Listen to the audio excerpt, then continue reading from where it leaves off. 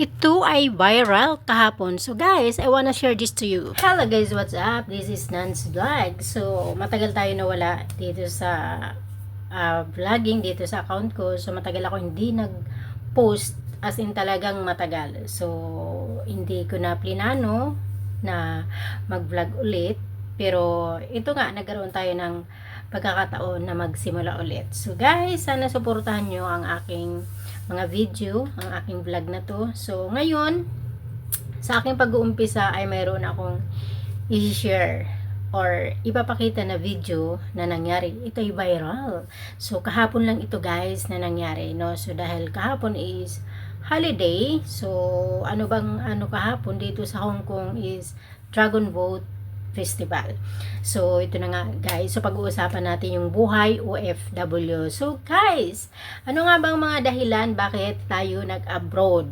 So, unang-una, dahil sa kahirapan natin sa Pilipinas, although hindi pare-parehas yung bit-bit na pangarap sa pag-abroad, no? So, pangalawa, akala natin, dito natin matutupad ang mga pangarap kasi malaki yung sahod, 'di ba? Pero, hindi lahat ng yan ay masasabi natin na natutupad or yun talaga ang maging katuparan sa mga pangarap natin. So, nung nasa Pilipinas pa tayo, syempre bit-bit natin yung mga pangarap natin. So, pagdating dito sa abroad or kahit anumang bansa, hindi natin talaga alam yung madadatnan natin or magiging kapalaran natin, no?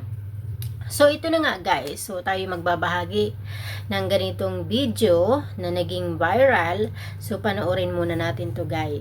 Saglit na kaguluhan na nangyari kahapon na minsan di mo alam kung matutuwa ka or maiinis. Pero ito lang ang masasabi ko, nakakairita, no?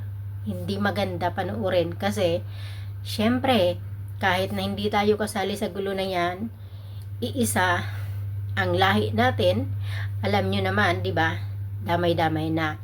So guys, panoorin nyo. Itong video na to guys, actually wala talaga akong idea. So nakikimarites lang tayo. So syempre, pag viral, kumakalat, at napanood ko ito sa aking Facebook. So ngayon, kung maibabahagi ko man ito, ay gusto ko lang mag-share ng buhay natin or i-share kung ano nga ba yung mga dahilan natin sa pag-abroad. So guys, panoorin muna natin ito saglit na video. So yan guys, 'di ba? So nagrambulan sila. So yung video na yan, 'di ba? Nagrarambulan sila. Actually wala talaga akong idea kung ano yung dahilan ng away na yan. Pero syempre nakakahiya sa maraming tao sa pangyayari na yan. So, syempre, yung mga comments na babasa natin, maaring ang dahilan is sa syuta, boyfriend. Usually, ganun eh. O, di natin alam kung anong klaseng away. Pero ang punto ko dyan, dapat ba talaga mangyari? So, yun ang inaano ko dyan, guys. So, yun ang pinupunto ko. Kailangan ba talaga gawin? At kailangan pa talaga dito gawin yan. Hindi naman ito Pilipinas, hindi natin ito sariling bansa. So, talagang mahirap siguro magtimpi sa away nila, kaya nangyari yan, pero nakakahiya. So, ito na nga guys, no? Ang tanong, anong dahilan sa pag-abroad natin? Tulad yan ang sinabi ko, ang mga dahilan natin ay para mabago yung buhay.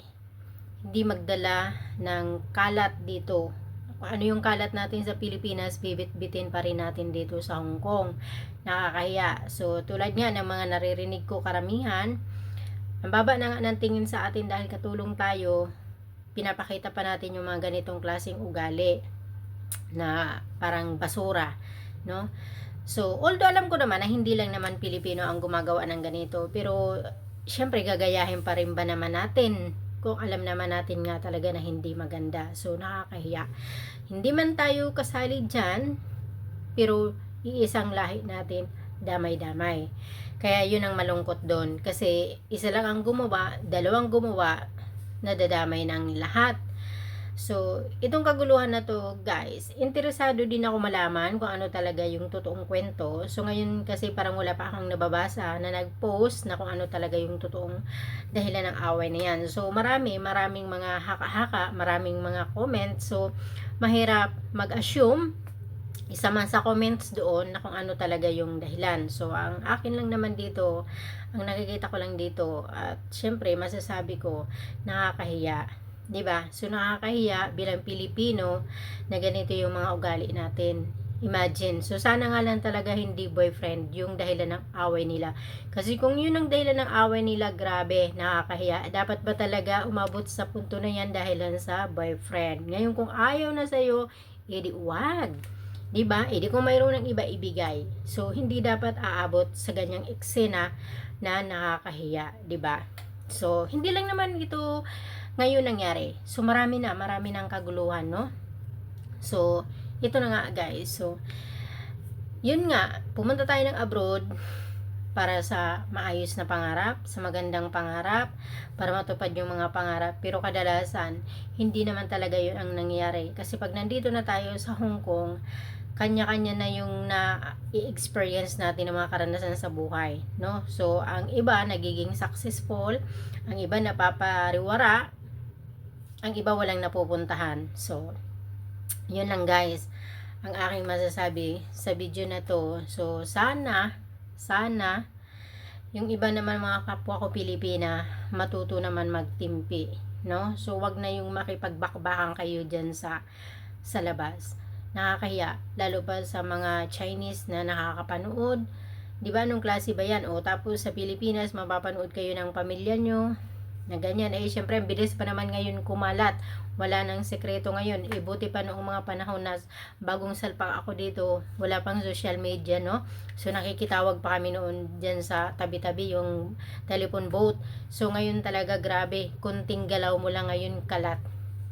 O, diba? So, nakakahiya. So, ang masaklap pa nito, dalawa lang sila na nagsuntukan, damay na lahat, mababa ng tingin sa lahat ng OFW. So, yun nga, sabi nga nila, baba ng tingin sa atin kasi taga-kuskus lang tayo ng kubita. So, dadagdagan pa natin ng talagang ikakalugmok. So, yun lang, guys. Nagbahagi lang ako ng video na to. So, sana may matutunan tayo dito. Thank you for watching.